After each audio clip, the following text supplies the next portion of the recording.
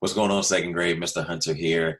I'm here for your second grade language today. It is sort of a review today, so that's why I don't have my board up, because we're going to walk through. I'm going to go through the problems with you from 1, 2, and 3, and the dictation on page 225. And then we'll flip it over and we'll go over some of the answers as well together. So you're just going to listen to me.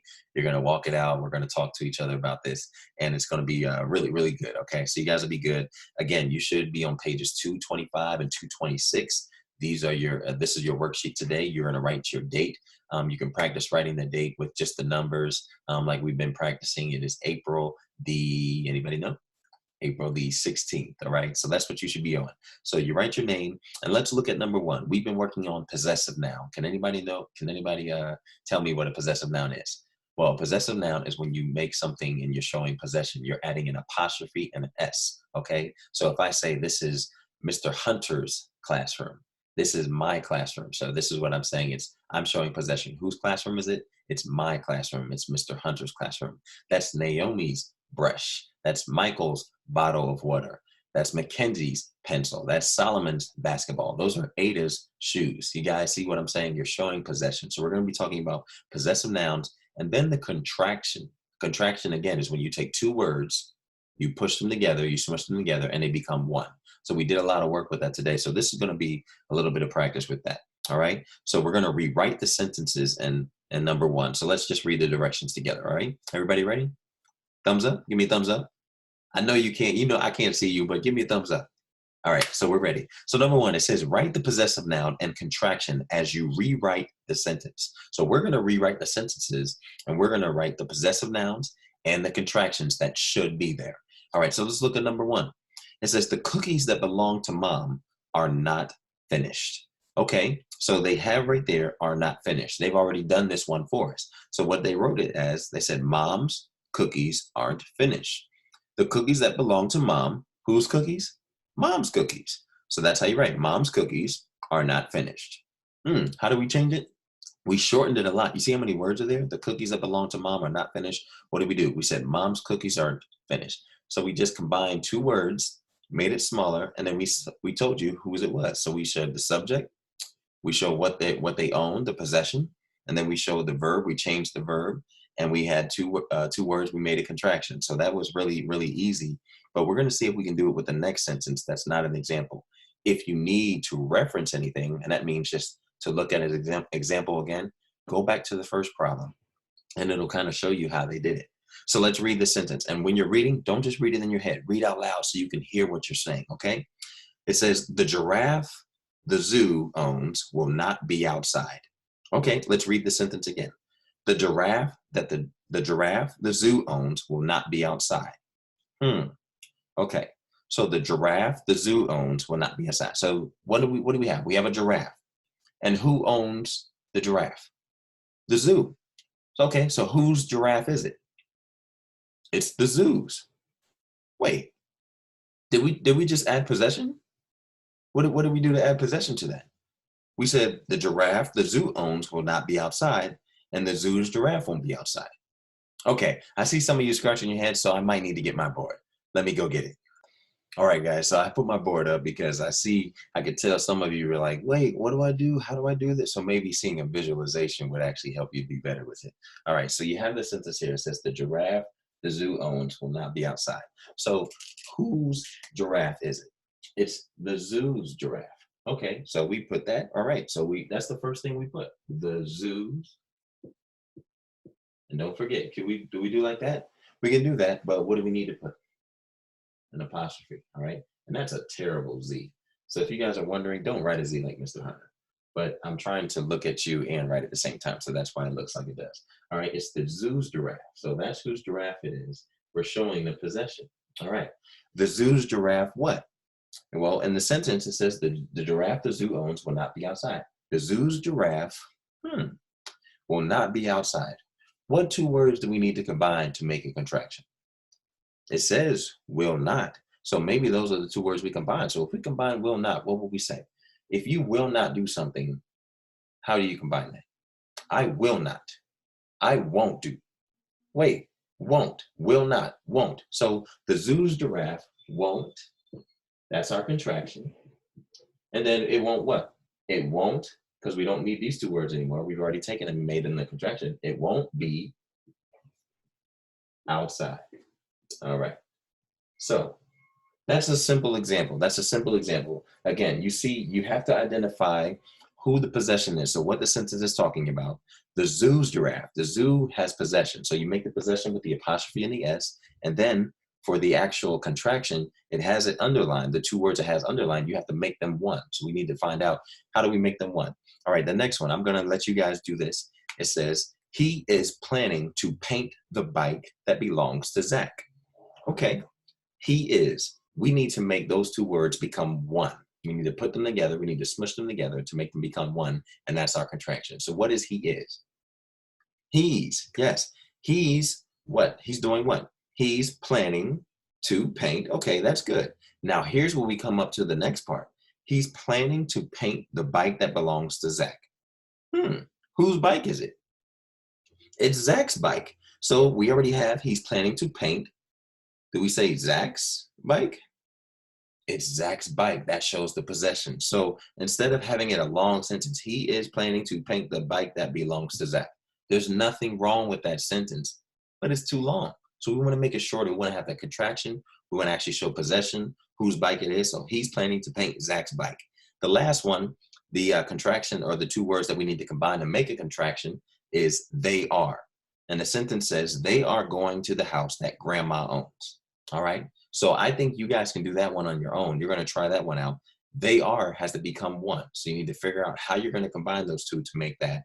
And then going to grandma's house, or to the house that grandma owns. How do we make that? Whose house is it? How do we show possession? I'm sorry, I'm jumbling around, but I'm looking and reading at the same time. They are going to the house that grandma owns. How are you going to show that there's possession there?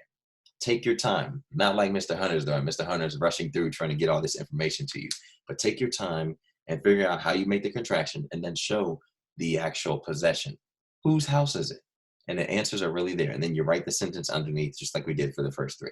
All right, number two, a little bit of review like we did the other day. It says write the words for the contractions. So what's happening here is you're getting the contraction and you have to write the words. So the first one says don't. If you don't do something, what is that? If I say don't walk or don't talk during the test. If I say don't talk during the test, what does that mean? What two words come from that? Do not talk during the test. Don't talk during the test. Are they the same thing? Do they mean the same thing? Do they get the same effect? Yes, they do. So you should not talk during the test. Do not talk during the test. All right, won't. You won't say that. You won't say that. What do you think that is? How do you think we make that into two words? Because we're doing the opposite. Before we were taking two words and making them one. Now we're taking one and we have to make them two. So won't. What do you think is won't? You won't say that. You will not say that. You will not go to the store without your face mask. You will not drive a car until you're 16 or maybe until your parents say you will be able to drive. That is what you do. So will not, do not. The last two you can do on your own. All right, number three. It says write the letters that were removed in the contractions. Ooh, this is a good one.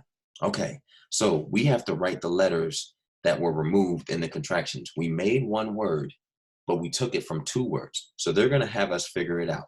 So your equals you, and what do you have to put? They give you two of the letters there. They've equals they. You have to put the letters there. Is it one or is it two letters? I'm equals I. I'm going to the store. You get it? You guys get it? So it's pretty fun. I think you guys can be able to do that. Wasn't equals was. Wouldn't equals would. And can't equals can. You got to figure it out. All right. Put the correct letters in there. And now it's time for your dictation at the very bottom. All right. So the first row is one sentence, and you're going to write it down exactly as I said. Okay. Dad's birthday is Monday. Dad's birthday is Monday. The bottom sentence says, I'm going to make a card for him. I'm going to make a card for him. All right. Those are your dictation. You're going to turn your page over to 226. And now you're going to be doing a little bit of work with two words. That's it. Just two words. but it involves you reading each sentence correctly. So 1, 2, 3, and 4, they're going to give you the sentences and you have to pick the best one. All right. So the first one says, Olivia's little sister blank count to 20. Well, what do? Well, for this one, it says write the words may or can. Now, here's how we know the difference between may and can. All right. So I'm going to erase this up for you. All right. So when you have the word may, and I'll raise that so you guys can see. All right. The word may, when you ask that, that means you are asking for permission. All right. When you say the word can, that means do you have the ability? All right. So when you say, Mr. Hunter, can I go to the bathroom? You're saying actually the wrong thing. Can you go to the bathroom? Yes, you have the ability to go to the bathroom. But what you need to ask is for permission. May I go to the bathroom? May I go get a drink of water? May I sharpen my pencil? When you say something like can you open this for me? Can I really run fast? Can I run 5 laps instead of 4? Those are things that show ability. Do you have the ability to do that? Yes, you can. But may you run 4? Do you need permission to run 4 laps if we're in PE? No, you can run as many laps as you'd like. You can play on the basketball. You can play on the jungle gym. You can swing, whatever you want to do during recess, PE. That is what you're able to do because you have permission to. But can you deals with ability. So Olivia's little sister, let's look at this one. May count to 20. Does she need permission to count to 20? No, she doesn't. So does she have the ability? Yes, so can. Olivia's little sister can count to 20. All right, the next one. And we'll skip those next 3 and let's go to number 2. Number 2 says write, teach, or learn to finish each sentence. All right. So let's do number 1. It says we can blank a lot by reading books. We can teach a lot by reading books. You know what, guys? That's actually true. I read a book. Actually, you can see behind me. There's right there, right in that. I'm gonna move my finger right there. You see those books? I try to read a book a month, but right now I'm reading 3 books. Mr. Hunter, I just like reading. I like, it's something that does to my mind. And you always keep learning. So that's something if you find a book, keep reading all the time. But those 3 books, all right, it says we can learn a lot by reading, or we can teach a lot by reading books. Can we? We can learn a lot by teaching books, yes. But we can also, I'm saying it all messed up. We can teach a lot by reading books, but we can learn a lot. So learn is the first one. I learn a lot by what I read, so I'm able to teach you guys. You guys learn by reading, okay? So I messed that up. I gave you the answer. I wasn't even trying to. I got all off track talking about my books back there. So I'm going to let you do the next 2, but you're doing teach or learn. You have to read the sentence and really find out which one fits better. All right, for number 3, you're going to say write, sit, sat, or set. Sit, sat, or set. All right, you guys know that? Sit is when you're sitting down, sat. All right, and then set. So what are the differences between these? Well, sit is what you're doing right now. So that is present tense. That is present tense. That is what you're doing right now. Sat is what we call past tense. You did it yesterday. Yesterday. All right, and set. Set, you know what? You can either do it today or now. I set the table yesterday. I set the table today. All right. Set that down right there. All right. So let's try it out. Let's do the first one. It says, Ava, would you please blank those dishes by the sink? Okay. Ava, would you please sit those dishes by the sink? Does that sound right? You know what? Sometimes we say it, but is it the best choice? I don't think so. Okay. So let's skip that one. Ava, would you please sat those dishes by the sink? No, because if we said sat, that means she did it yesterday. But what it says at the end, it seems like it's talking about doing it right now. So let's see what our next option is. Ava, would you please set those dishes by the sink? Does that sound right? Give me a thumbs up. Sounds right. Okay, so that's what you're going to put there, set. And now you have to figure out what you're going to put in the other blanks. Some of these words, they might be used twice. Some of them, you don't know. You have to just read the sentence, but read all 3 options to make sure that you're picking the best one. And last but not least, number 4, it says 2, 2, and 2. Now, I might be going crazy, but did I just say the same word 3 different times? It sounds like I said the same thing, but they're actually 3 different ways. It's 2, T-O, 2, T-O-O, and 2, like the number, T-W-O. All right. So let's go down here. And to is when you're like going something. I'm going to do something. To, T-O-O, is when you have too much. You have more than enough. Okay, it means more than enough. And then to is actually the number. So the other one is when you're going to do something. The other one is I have more than enough. And then the last one is a number. So let's look at this. Alex caught blank fish last Saturday morning. All right. Alex caught 2. Did he catch T-O? Or is that the number? I think you guys know this one. I'm not even going to tell you. You guys are too smart for this. It's the number 2. So how do you put that? You write it down. You put it correctly. Spell it right. Make sure you have it done right. You guys will be good with this. I think it'll be fine. You have your dictation. Sorry for my escapade or my going off on the side there about my books and getting distracted and talking a little off track there. But I hope you guys understand. If you have any questions, rewind the video, email me, let me know.